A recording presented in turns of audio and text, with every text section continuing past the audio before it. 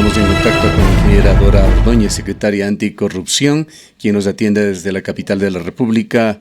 Buenos días, ingeniero Ordóñez. Hola Gustavo, buen día, qué gusto verle. Gracias. Igualmente, quisiéramos profundizar con el avance de los procesos dentro del juicio Coopera. Ingeniera Ordóñez, al haberse presentado por parte de la Secretaría Anticorrupción una denuncia en contra de la legisladora de la provincia de La Suay, Doris Solís.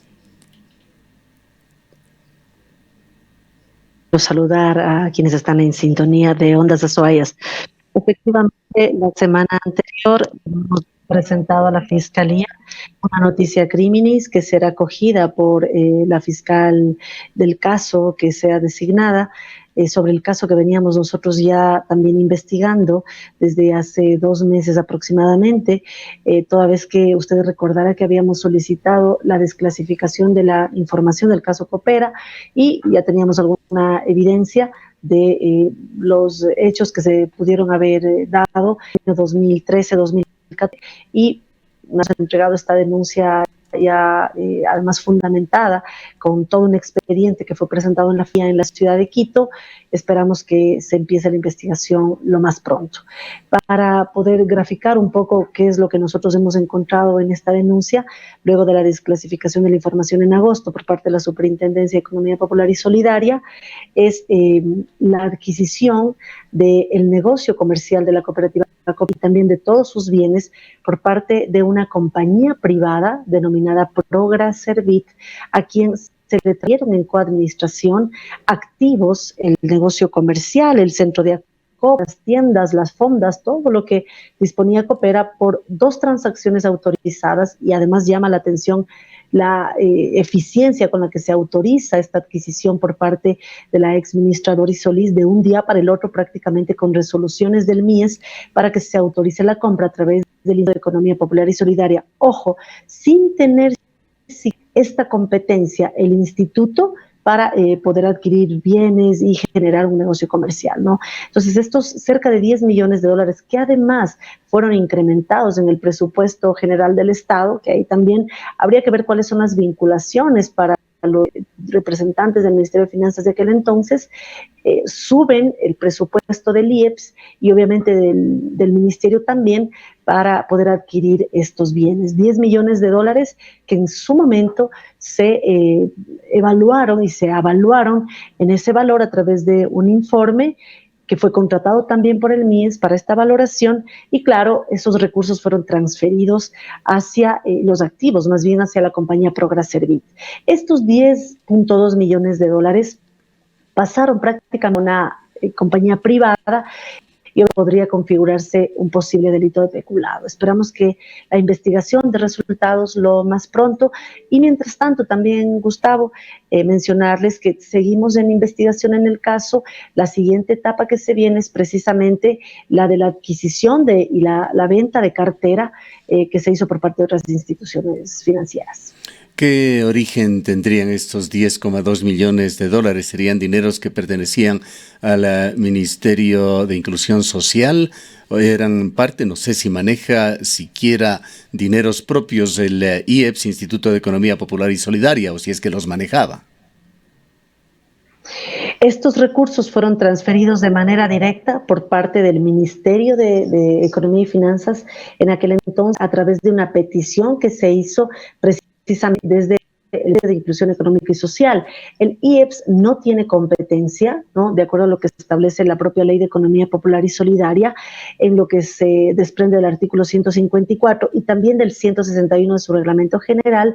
No, a diferencia de las empresas públicas, ellas sí pueden viabilizar inversiones en negocios comerciales, pero en el caso específico del Instituto de Economía Popular y Solidaria no podía adquirir un negocio comercial que obviamente estaba referido al negocio que tenía Coopera. Usted recordará, Gustavo, que claro, la gran conmoción que causó el caso y que además evidenciaba una vinculación directa, política, entre el ex gerente y, claro, los ex directivos del Ministerio de Inclusión Económica y Social, varias otras entidades de gobierno, generaron la preocupación de que a ellos les pueda salpicar lo que sucedía con la empresa Coopera, y obviamente esa intromisión en el cooperativismo se hizo evidente cuando el MIES, en esa marcada preocupación, hizo esta transferencia para poder con esos recursos generar la liquidación y la devolución de los dineros a los socios que fueron perjudicados. Ahora, un problema adicional que ha sido mencionado en el informe de su secretaría es de que estos 10,2 millones de dólares que con este dinero público se habría comprado a Coopera, en realidad se habría pagado por bienes que no cuestan más allá de 3 millones de dólares, es decir, un 70%, algo más puesto como porcentaje de sobreprecio, más bien pongámoslo así. De los 10,2 millones, realmente se justificaron únicamente 3 millones de dólares. A la fecha tenemos información de la Superintendencia de Economía Popular y Solidaria, en donde incluso hay marcado y han presentado su preocupación de que los activos a la fecha deberían estar evaluados en aproximadamente 3 millones de dólares. Adicionalmente, Gustavo, existe decisión de la empresa Prograservit, de lo que nosotros conocemos, para que se pueda entregar una cantidad adicional de recursos para que el negocio pueda seguir funcionando. Vea lo que sucede, ¿no? Cerca de 200 familias que, más allá de la justificación social que se pueda hacer, porque Prograservit fue conformada por cerca de 200 familias que eran ex empleados de la cooperativa Coopera, más allá de esa justificación social, no se podía entregar recursos públicos a una compañía privada, pero además de una competencia al Instituto de Economía Popular y Solidaria que no tenía. Yo suelo hacer una comparación y digo, bueno, si es que esa era entonces la lógica, ¿por qué no lo hicieron con otra asociación de ingenieros que estaban quebrados por obras ejecutadas para el Estado? Se me ocurre. No pueden destinarse recursos públicos para solventar una justificación social de que en aquel entonces los empleados de Coopera se quedaron sin. Pero a la fecha, incluso conocemos que no existe ya el mismo número de socios en la compañía, no se conocen los estados contables de la compañía Prograservit, ni siquiera el IEPS muestra las utilidades que eventualmente se pudieron haber presentado en el negocio que ahora lo administra con Prograservit y el IEPS. Todas estas irregularidades son las que necesitan investigarse a través de este proceso, pero sobre todo, Gustavo, que queden sentadas las responsabilidades y las correspondan, porque en su momento hicieron uso y abuso de los recursos públicos para salvar un escándalo político que obviamente se le veía venir al movimiento Alianza País. Para entender bien este tema, ingeniero Ordóñez, le ruego nos confirme o nos explique. Lo que se hizo fue por parte de Prograservit adquirir bienes de Coopera evaluados en 3 millones de dólares, evaluados por una entidad oficial, pero se transfirieron 10,2 millones de dólares a Prograservit. Estos 10,2 millones de dólares ingresaron a Coopera, es decir, si es que es así, se podría pensar que fue una forma absolutamente ilegal, por supuesto, de capitalizar a Coopera, que bien vale también la pena aclarar en la línea de tiempo de Coopera, ¿cuándo se dieron estos hechos? ¿En qué circunstancias? Gustavo, los recursos no se transfieren a Prograservit en términos monetarios. Lo que se transfieren en coadministración son los bienes, los activos, la marca, las fondas, todos los negocios que tenía Coopera. ¿Qué es lo que definen ellos a través de un convenio entre el IEPS y Prograservit? Una coadministración, pero el IEPS no tenía competencia para adquirir estos bienes y para manejar un negocio comercial de esta naturaleza. Ahí es en donde se configura el posible delito. El momento que la exministra de Inclusión Social, Doris Solís, autoriza que el IEPS compre estos bienes, incluso sin tener el dinero del IEPS lo transfieren directamente desde el Ministerio de Economía y Finanzas a través de una resolución que se autoriza de un día para el otro. Transfieren al IEPS los recursos, el IEPS entra además a ser parte de la subasta que se hace del concurso público que hizo en ese momento el liquidador de Coopera, adquiere los bienes, los negocios, absolutamente todo, en el monto que hace a 10,2 millones de dólares en 2 ganancias y luego suscriben este convenio para con Progreservit administrar los bienes. Pero el IEPS no ha hecho absolutamente nada en este tiempo para administrar esos bienes. Lo ha hecho todo Progreservit, que incluso ya no tiene el número de socios con el que se configuró en su momento. Es decir, una empresa privada está administrando recursos públicos sin reportarle un solo dólar de utilidad al IEPS, más allá de que es obviamente ilegal que el IEPS esté comprometido en un negocio que no le corresponde de acuerdo a lo que establece la ley. Esas autorizaciones que se dieron en su momento están por sobre el marco jurídico.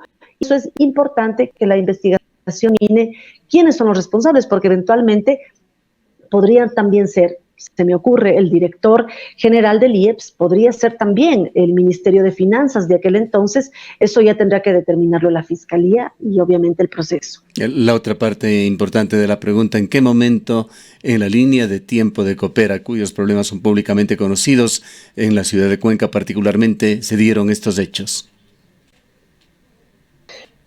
Gustavo, no les la primera parte, pero se refería usted a la línea de tiempo. Todo esto entre el 1 de noviembre del 2013, cuando el MIES, sin saber siquiera que el IEPS iba a requerir la adquisición de estos activos, ya solicita una valoración del negocio comercial y para eso hace un pago de $78,000, autorizados también por la exministra Solís, para que se avalúen los bienes, ¿no? Es decir, ya venía pensando en la posibilidad de que sea el propio MIES, a través del IEPS, el que adquiera estos bienes y sacar recursos de Estado para poder devolverles a los ex socios de Coopera los dineros que realmente fueron desviados. Usted recuerda que ya en los procesos judiciales que están en marcha y donde hay algunos sentenciados efectivamente cumpliendo esta sanción, cerca de $48 millones se evidenciaron como desviados en total en todo el negocio de Coopera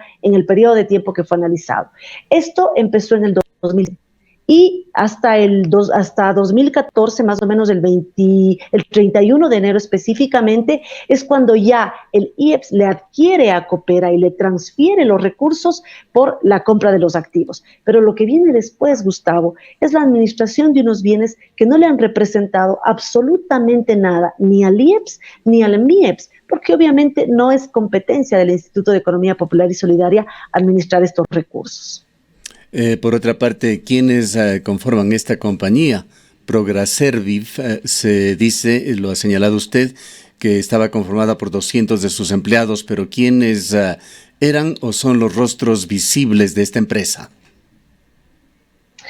Desconozco quiénes son las personas que están en la administración. Entendemos que en estos años que ellos han estado al frente de la compañía, han cambiado asimismo sus representantes, pero creo que en este momento también adicionalmente estamos remitiendo a la Superintendencia de Economía Popular y Solidaria toda la información y la denuncia, más allá de que ellos también nos han facilitado los documentos para que se pueda iniciar el proceso desde la sobre la Super de Economía Popular y Solidaria para la compañía Progreservit, para conocer cuáles son los balances, los reportes económicos, cuáles han sido los ingresos o los gastos que han tenido en estos años. Pero no se puede haber hecho uso y abuso de recursos públicos para solamente beneficiar a un reducido número de personas, más allá de la justificación social que en su momento pudo haber existido.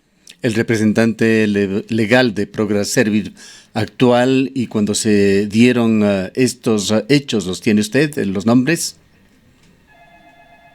No le escuché la primera. Sobre los representantes legales.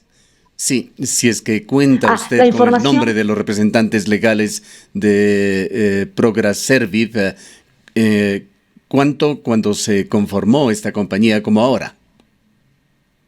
No la tengo a la mano, Gustavo, pero le puedo hacer llegar la información de la fecha, cuando se conformó la compañía, quiénes eran los socios y quiénes actualmente todavía se mantienen siendo parte de esta empresa privada. Ya.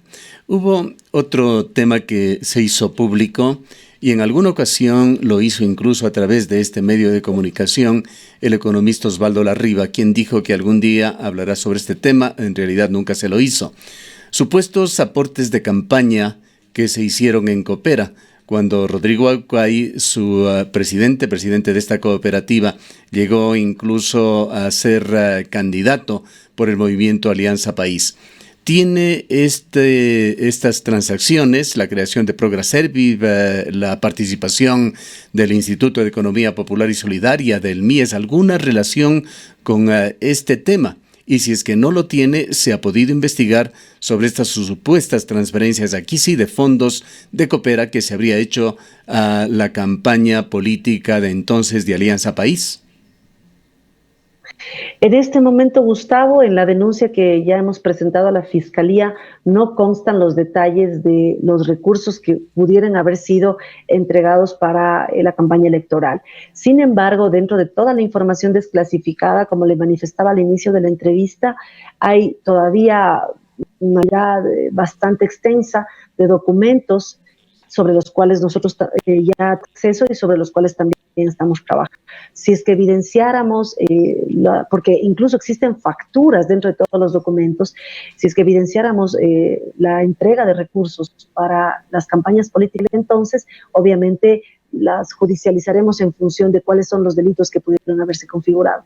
Pero en el caso específico que hoy estamos ya presentando, y lo hemos hecho la semana anterior, se refiere únicamente a la compra de los bienes que Coopera y obviamente el negocio comercial que tenía Coopera en su momento y obviamente el posible peculado que pudo haberse configurado. Pero tenemos 2 denuncias más que están ya sustanciándose, las estamos esperando en el expediente que normalmente remite la Fiscalía, que para los próximos días los haremos públicos también. Ingeniero Ordóñez, hay un tema adicional que consideramos muy oportuno usted se refiera. Esto tiene que ver con declaraciones públicas que están en varias piezas publicadas en las redes sociales, sobre las cuales se dio un paso más, un paso muy concreto en un medio de comunicación público y reconocido aquí, Ecuador en Vivo. Un diácono argentino, Jorge Sonante, ha hecho gravísimas declaraciones con respecto al expresidente de la República, Rafael Correa. Pero en la parte fundamental de estas, él dice durante su breve estadía en Ecuador, cuando se le hizo esta entrevista, que estuvo aquí para ofrecer públicamente su colaboración y disposición de entregar al gobierno nacional y a las autoridades de control los documentos que le van a servir para que el pueblo ecuatoriano recupere, si no todo, parte de estos dineros mal habidos. Esto se ha quedado en una especie de guerra mediática en las redes sociales, en donde fuentes supuestamente relacionadas con el Vaticano desdicen incluso de la calidad de diácono de Jorge Sonante, lo califican como una persona que ha sido creada para divulgar noticias falsas, mientras Jorge Sonante continúa en diferentes foros recibiendo importantes espacios periodísticos en diversos países, incluyendo el que hacemos mención, el de Ecuador en Vivo. ¿Es momento de que las autoridades ecuatorianas se pronuncien o es una persona que no merece credibilidad? ¿Son noticias falsas las dadas por Jorge Sonante o hay algo en firme? Y si es que efectivamente Jorge Sonante ha entregado o no esta documentación que ha dicho iba a poner en manos de las autoridades ecuatorianas. Gustavo, yo mantuve una reunión hace 2 semanas justamente por el interés que ha generado sus declaraciones respecto al conocimiento de posibles cuentas que estarían siendo de propiedad de algunos expresidentes, no solamente el caso de Rafael Correa, sino también el caso de Cristina Fernández. La información que él tiene, que obviamente no puede ser verificada porque no ha sido entregada en material físico, él manifiesta que tiene una cantidad de megas y de gigas de información porque habría sido parte de la administración en el Vaticano en algunos años atrás, pero no ha podido ser verificada. No, esta colaboración, Gustavo, no es una colaboración gratuita. Eso creo que es necesario decirle a la ciudadanía. Él podría prestar, eso es lo que manifiesta, podría prestar sus servicios, obviamente a cambio de una contraprestación económica. Y el Estado ecuatoriano está haciendo un gran esfuerzo para definir el mecanismo sobre el que ya estamos trabajando para la recuperación de activos y la identificación de la ruta del dinero que fue desviado por actividades ilícitas durante los años anteriores. Ahora, es importante mencionar también, Gustavo, que al no publicar esta información, mal nosotros podríamos requerir el apoyo de esta persona que ha manifestado tener esta información sin poder contrastarla. Y hasta la fecha, con algunas reuniones que hemos mantenido y alguna verificación adicional, no hemos podido constatarlo. Sin embargo, quiero mencionarle que desde esta semana vamos a tener novedades interesantes respecto a la identificación de algunos recursos que puedan estar en el extranjero, ¿no? Otra cosa también, Gustavo, importante que creo que es necesario precisar.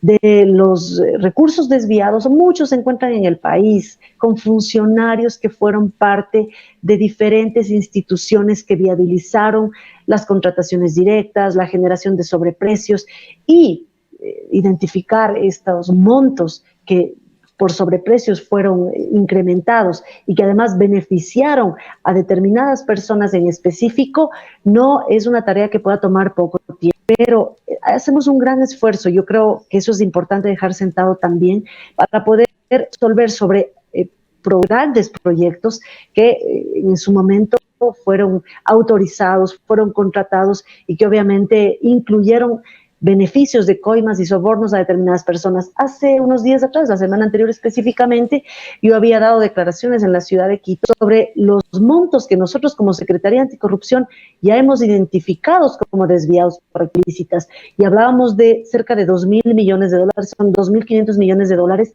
pero en 5 proyectos únicamente, de los cientos de proyectos que fueron ejecutados. Entonces ha tratado de desvirtuarse un poco mis declaraciones en el sentido de que yo he tratado de rebajar la deuda, o más bien el perjuicio que se ha hecho al Estado, cuando el BID hablaba de 70.000 millones, cuando la Comisión Nacional Anticorrupción hablaba de 8.000 millones, y que yo me refería únicamente a 2.000 millones. Sí, pero en 5 proyectos, porque eso es lo que nosotros tenemos ya identificado a través de un estudio de las Naciones Unidas y que además fueron remitidos a la Contraloría para que se puedan determinar las responsabilidades. Entonces, claro, el monto puede ser mucho más alto, pero sobre lo que nosotros estamos trabajando es específicamente estos megaproyectos que incluyen la refinería del Pacífico, la refinería de Esmeralda, el poliducto Pascuales Cuenca, obviamente todos los proyectos que Odebrecht también ejecutó en el país.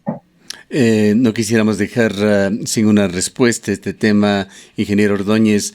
¿Qué es lo que pide Jorge Sonante al gobierno ecuatoriano? ¿Pide un porcentaje de lo que eventualmente se recupere? ¿Pide un monto fijo para entregar información que se supone sería una punta de ovillo para continuar con la investigación? No ha mencionado una cifra específica, sin embargo, se ha referido a la posibilidad de contratarle a él y obviamente a un grupo de personas que entendemos trabajan con él para poder colaborar en este cometido. Pero Gustavo, no es la única persona que nos ha visitado diciéndonos que nos puede ayudar a recuperar los recursos. Asimismo, la semana anterior también tuvimos ya la visita de una persona que trabajó para el Servicio Secreto de los Estados Unidos y que asimismo tienen la intención de que les podamos contratar para la recuperación de estos recursos. Entonces, note usted que necesitamos ser muy cautos en el momento de resolver quiénes podrían ser los colaboradores para la identificación de la ruta del dinero, pero sobre todo necesitamos verificar que la información a la que hacen referencia es información. ¿Qué van a hacer con respecto a estos dos personajes, Jorge Sonante y este otro personaje que usted menciona, ingeniero Ordóñez? Gustavo, no le escuché la primera parte. ¿Qué es lo que van a hacer con respecto a las propuestas de estos dos personajes, incluyendo al diácono Sonante? Nosotros vamos a mantener las reuniones que correspondan. Estamos trabajando de manera paralela en un sistema nacional de recuperación de activos. Recuerde una cosa también, Gustavo, y hay que también mencionarle a la ciudadanía. No podemos definir un proceso de recuperación si no tenemos el marco jurídico adecuado. Nosotros ya hemos planteado a la Asamblea Nacional propuesta de ley de extinción de dominio que nos permita a través de ya sentencias sobre el patrimonio, no sobre la persona involucrada en el delito, sino solamente sobre el patrimonio, recuperar esos bienes. A la fecha no podemos repatriar y no podemos verle al Estado mientras no tengamos una sentencia. Lo que queremos es que a través de la ley de las naciones de extinción de dominio, que ya está en manos del presidente de la Asamblea y que esperamos lo ponga lo más pronto en la comisión que corresponda y obviamente luego en el Pleno para el debate, podamos tener el marco jurídico adecuado. Si es que no tenemos un sistema nacional e internacional con cooperación de recuperación de activos, se vuelve más compleja la. Pero el jueves, como le había manifestado hace un momento, tenemos algunas novedades que también las vamos a hacer públicas y que dan esperanza también sobre la recuperación de los recursos. Un tema final, ingeniero Ordóñez. Me parece que usted se refirió ya anteriormente a esta cifra de $2,000 millones que usted utilizó como un referente del dinero que había sido o se había desviado en temas de corrupción en el gobierno de Rafael Correa. Nos dice usted que esta es una contabilidad parcial, pero con esta cifra se juega mucho. Se ha hablado de montos de perjuicio de $35,000 millones. Se ha hablado de montos de $70,000 millones. Esto, citando al presidente de la República y a altas autoridades, fue utilizado por uno de los dirigentes indígenas, Leonidas Issa, el pasado 13 de octubre para hacer ciertas matemáticas y señalar que con la recuperación de la mitad de ese dinero no hacía falta ninguna medida económica en el país. Esto lo traigo para ser un referente, pues se trata de un tema de mucha actualidad que aún está por discutirse en estas mesas de diálogo.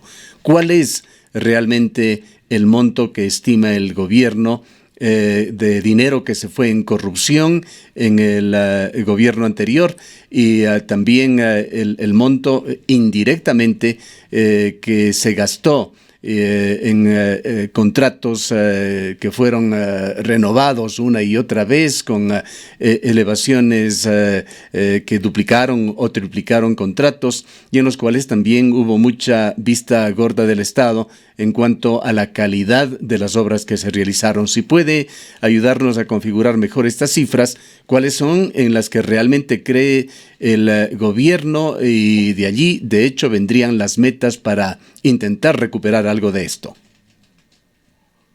Nosotros nos hemos referido específicamente a los 5 proyectos que hemos analizado en función de la consultoría que hizo el Programa de las Naciones Unidas para el Desarrollo, en donde está claro cuáles fueron los proyectos que se generaron sobre precios y sobre los que se han generado incluso de deficiencia técnica para la operación. El caso del Proyecto Pascuales Cuenca, que además ha sido preocupación de la Cámara de la Construcción, de la SUAY. Yo he tenido reuniones con su presidenta y nos ha pedido ser parte incluso de este peritaje técnico sobre la obra. Además, el mismo estudio de las Naciones Unidas hace referencia a los cerca de $600 millones que se necesitan para poner en operación estas obras a las que también referí hace rato. Esta es la cifra que desde la Secretaría Anticorrupción en estos 5 proyectos manejamos. Sin embargo, consideramos importante, incluso de ser el caso en algún momento, mantener un debate y una mesa de trabajo con la Comisión Nacional Anticorrupción para conocer a detalle sobre los análisis que ellos hicieron respecto a la cifra de $35,000 millones y también con el estudio que el BID ha definido respecto a los $70,000 millones. Es el momento de que nos sentemos a conversar y sobre todo, Gustavo, es el momento de que empecemos a cooperar, ¿no? Han habido criterios del ex coordinador de la Comisión Nacional Anticorrupción, del mismo Fernando Villavicencio y de además varios actores políticos que hacen referencia a cifras sin argumentación técnica, pero en el caso de la Comisión Nacional Anticorrupción y el estudio del que hay un sustento, creo que es momento de que nos sentemos y que empecemos a trabajar de manera coordinada. Yo incluso desde la semana anterior he solicitado una reunión con Germán Rodas de la Comisión Nacional Anticorrupción y tener una línea en común de trabajo para nosotros ambos o varias organizaciones estamos trabajando bajo un objetivo que es poder devolverle al país esos recursos que fueron desviados. Respecto a las referencias que se hicieron en los días de manifestaciones sobre la necesidad de devolverle al país esos dineros, estamos trabajando en ese cometido, Gustavo. Esto le pasa no solamente al Ecuador, sino a varios países. No es una tarea sencilla el identificar en dónde están estos dineros, porque además actúan casi como como crimen, como mafias organizadas que triangulan la distribución de recursos, lo hacen a través de testaferros, a través de terceras personas, y claro, definir esa red no es una tarea muy sencilla, pero sobre eso estamos trabajando. Tenga la seguridad, y desde que he tenido la posibilidad de entrar a la Secretaría Anticorrupción, al inicio una subsecretaría y ahora al frente de esta cartera de Estado, nuestra línea de trabajo es la investigación de casos de corrupción, la denuncia, la fiscalía, la dueña de la acción penal y obviamente la necesidad de recursos. En ese cometido nos encontramos.